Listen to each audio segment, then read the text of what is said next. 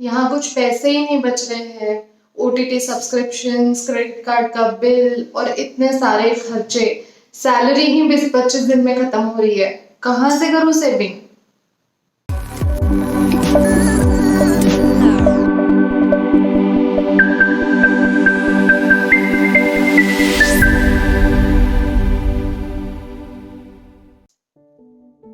ये सवाल या तो आपके मन में आए होंगे या तो किसी दोस्त ने आपसे किए होंगे, लेकिन इसका बेस्ट सोल्यूशन है हमारे पास। इसका सोल्यूशन है कि आप आपकी बैलेंस शीट बनाएं। अब आप बोलेंगे कि बैलेंस शीट तो कंपनी की बनती है, इंडिविजुअल की थोड़ी ना बनती है। पर ये चीज अगर आप खुद के लिए करेंगे, अगर आप आपका नेटवर्थ निकाल सकते हैं और आपकी बैलेंस शीट बना सकते हैं, तो यकीनन विश्वास कीजिए आपकी फाइनेंस को लेके दुनिया बदल जाएगी। इनकम, एक्सपेंसेस और लाइबिलिटीज, एसेट्स, ये जो 4 चीजें हैं, these are 4 pillars of personal finance. तो सबसे पहले हम देखते हैं, और ये करने से पहले मैं चाहूंगी कि आप या तो पेन पेपर लेके बैठिए या तो फिर you can use Excel sheet. तो सबसे पहले हम देखते हैं कि आपके इनकम सोर्सेस क्या क्या हो सकते हैं। नॉर्मली जो कॉमन सोर्सेस हैं हमें पता है, वो है या तो सैलरी या तो फिर बिजनेस इनकम, और उसके साथ साथ आपका रेंटल इनकम हो सकता है, आपका डिविडेंड, कैपिटल गेन और जो भी आपको रिटर्न मिल रहा है वो भी आपके इनकम में ऐड होगा। और सबसे मेन जो अक्सर हम भूल जाते हैं, जैसे जब हमें फैमिली में कोई गिफ्ट देता है या तो इनहेरिटेंस में जो आता है, that is also your income. ये हो गया इनकम के बारे में। तो आप अभी लिस्ट डाउन कर लीजिए कि आपके क्या क्या इनकम सोर्सेस हैं और उसमें से आपको कितनी कितनी इनकम आ रही है। अब देखते हैं एक्सपेंसेस। एक्सपेंसेस 2 टाइप के होता है, एक होता है आपका लिविंग एक्सपेंस और दूसरा होता है आपका लाइफस्टाइल एक्सपेंस।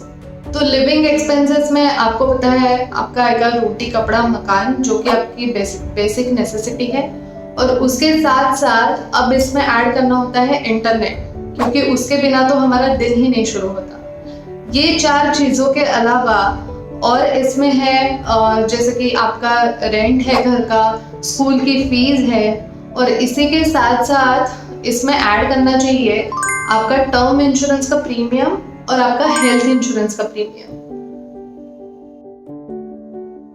लाइफस्टाइल एक्सपेंसेस देखते हैं। लाइफस्टाइल एक्सपेंसेस में आएगा जो भी आपका एंटरटेनमेंट पे खर्चा रहता है, वो आपका बाहर खाना खाने जाते हैं तो उसका जो बिल आता है वो, उसके बाद आपके जो भी सब्सक्रिप्शंस होंगे, ओटीटी सब्सक्रिप्शंस, फिर उसके बाद क्लब मेंबरशिप, आपकी हॉबीज, आपका ट्रैवलिंग, ये सब आता है लाइफस्टाइल एक्सपेंसेस में। तो 2 एक्सपेंसेस में अभी आई एम श्योर आपने डिवाइड कर लिया होगा और उस हिसाब से आप आपके एक्सपेंसेस नोट डाउन कर लीजिए। तो अभी देखते हैं कि सेविंग का थंब रूल क्या है।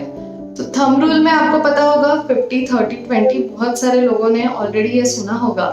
तो 50 यानी होता है आपका कंपल्सरी एक्सपेंस, यानी आपको आपके जो लिविंग एक्सपेंसेस अभी हमने नोट डाउन किए, तो सैलरी में से 50% आपका आप लिविंग एक्सपेंसेस में डाल सकते हैं।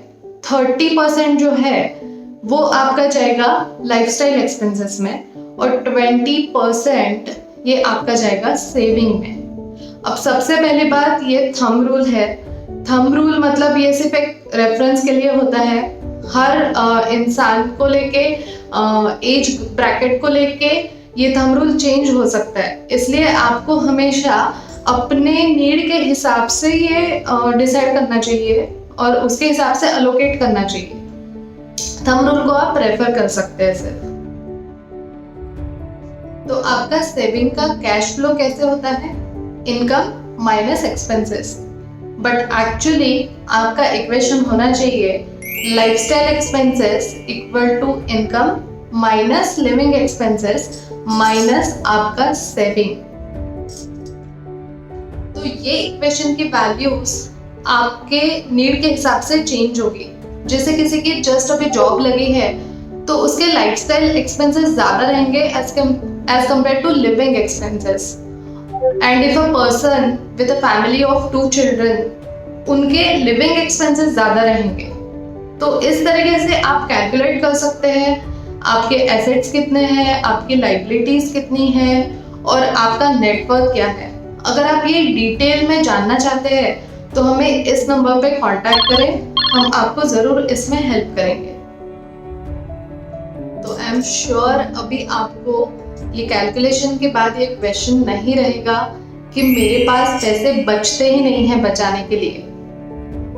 Thank you.